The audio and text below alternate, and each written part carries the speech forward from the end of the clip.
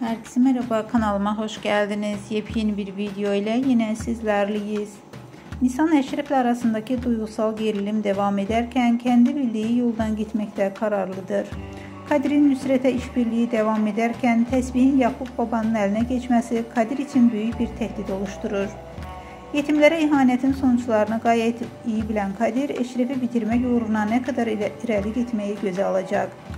Nisan'la ilişkisinde kesin bir karar vermiş olan Eşref, Nisan'ın beklenmedik hamlesi karşısında duygularına hakim olmayı başarabilecek midir? Yetimlerin tehlikeye girdiği noktada Nusret Ağa'yla yüzleşmeye kabul eden Eşref, yeraltı dünyasında yankı uyandıracak sürpriz bir hamleyle dengelerin yeniden değişmesine sebep olacak.